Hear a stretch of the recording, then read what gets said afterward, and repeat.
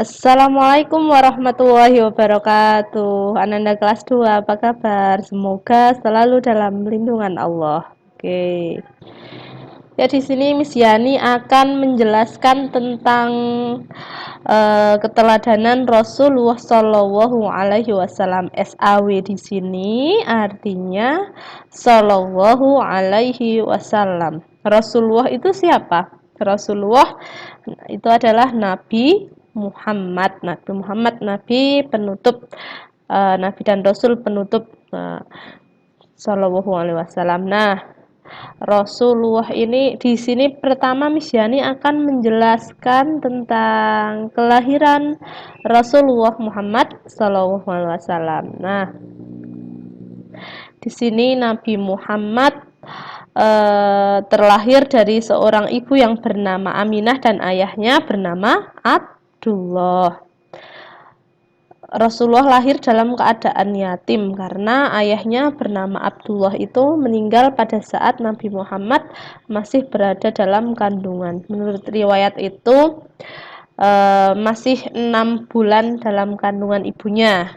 Nah, Rasulullah lahir pada tanggal 12 Rabiul Awal tahun gajah. Kenapa disebut tahun gajah? Siapa yang tahu?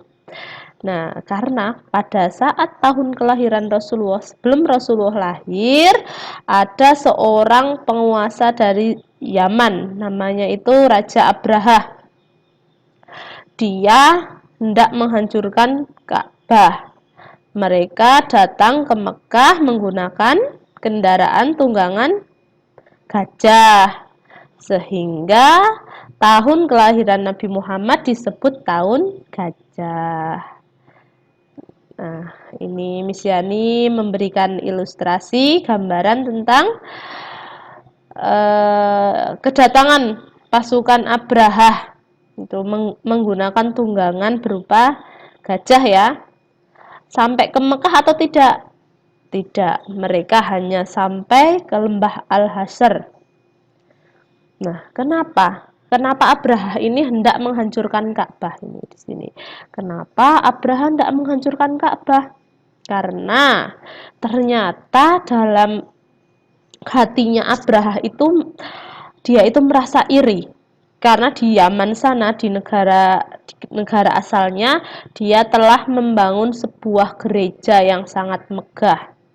Bahkan dari suatu riwayat itu temboknya itu dilapisi emas. Coba bayangkan, kalau tembok berlapiskan emas berarti kan bangunan itu sangat megah. Tapi niatan Abraha ini hanya untuk menyombongkan diri. Dia bisa membangun tempat ibadah yang megah dan ingin untuk menandingi apa?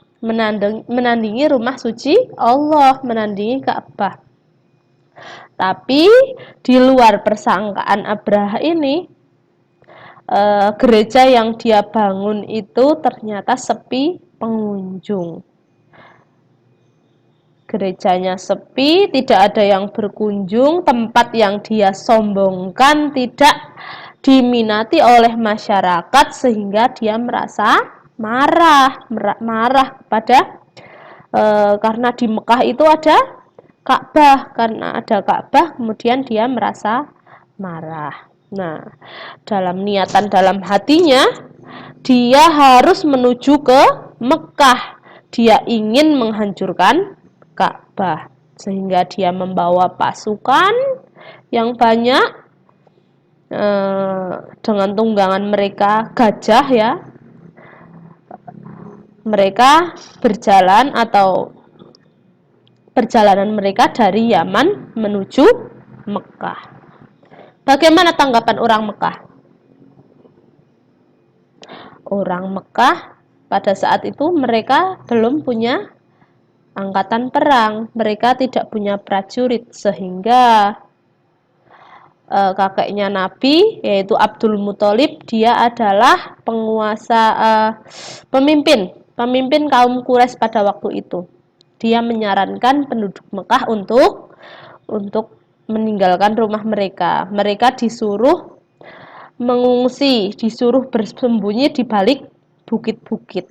Karena Yaitu tadi mereka tidak mempunyai pasukan yang kuat untuk menandingi Abraha. Sampai di situ kakeknya Nabi berdoa. Ya, kakek Abdul Muthalib berdoa kepada Allah, ya Allah, Ka'bah ini adalah rumahmu. Pastilah engkau yang akan menjaga rumahmu. Nah, ternyata benar.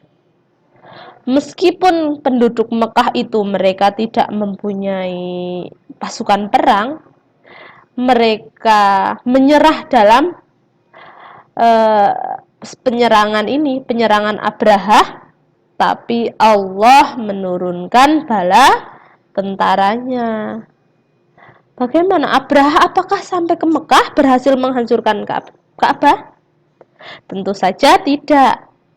Abraha tidak berhasil ke Mekah. Dia tidak sampai ke Mekah, tidak jadi menghancurkan Ka'bah karena ini di Bukit Al-Hasyr pasukan Abraha diserang oleh burung yang berbondong-bondong.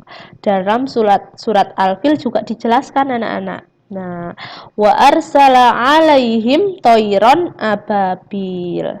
Dan datanglah pasukan burung yang berbondong-bondong. Nah, mereka apa? Mereka membawa batu yang panas dan terbakar. Nah, dan konon itu batunya dari neraka. Bagaimana coba kalau hujan kita terkena misalnya hujan air, maka badan kita basah.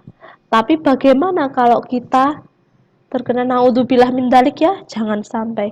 Itu pasukannya Abraha terkena hujan, bukan hujan air, tapi hujan batu. Coba kena hujan batu, batunya itu panas dan terbakar. Sehingga apa? Inilah yang terjadi. Abraha dan pasukannya tidak sampai ke Mekah, tetapi mereka sudah binasa di tengah jalan. Konon batu-batu yang dibawa oleh burung ababil itu, batunya itu kalau menghujani kepala nanti tembus sampai ke kaki dan batunya langsung tembus ke dasar tanah. Coba bayangin betapa sangat panasnya batu yang dibawa pasukan Allah ya, berupa burung. Nah, pasukan Allah berupa burung. Nah, itu tanda kekuasaan Allah ya. Allah menunjukkan kekuasaannya jika ada umat yang ingin menghancurkan rumah Allah. Ada pasukan Abraha, padahal mereka sudah pasukan yang kuat, mereka menunggangi gajah, mereka tidak sampai ke Mekah karena dihalau oleh burung-burung yang berbondong-bondong yang sangat banyak yang menghujani mereka dengan batu panas dan terbakar, sehingga binasalah Abraha dan pasukannya. Selanjutnya nih itu ya singkat cerita tadi mengenai kelahiran Nabi Muhammad. Nah, bagaimana kemudian kepribadian Nabi Muhammad yang patut kita contoh? Ini ada perilaku jujur Rasulullah. Sejak kecil itu Rasulullah sama sekali sedikit pun tidak pernah berbohong. Nah, coba angkat tangan. Yang setiap hari selalu jujur, coba angkat tangan. Yang tidak berbohong. Oke. Misyani harap anak-anakku semua kelas 2 dan semua anakku yang lain mempunyai perilaku jujur seperti Rasulullah. Nah, ini sejak kecil Rasulullah itu dikenal sangat baik oleh penduduk Mekah, sehingga Rasulullah ini mendapat julukan Al-Amin. Al-Amin artinya apa? Artinya dapat dipercaya. Nah, Rasulullah ini karena beliau sangat jujur, sehingga orang-orang Mekah, orang Quraisy itu memberi julukan Al-Amin, yang artinya dapat dipercaya. Kalau Rasulullah sudah berkata, maka semua orang pasti mengiyakan, karena mereka tahu Rasulullah itu tidak pernah berbohong. Ya, nih contoh perilaku jujurnya Rasulullah. Dulu pada saat Rasulullah berdagang, Rasulullah itu menjualkan barang dagangan Khadijah. Dulu masih belum menjadi istri Rasulullah ya, Khadijah, saudagar yang kaya.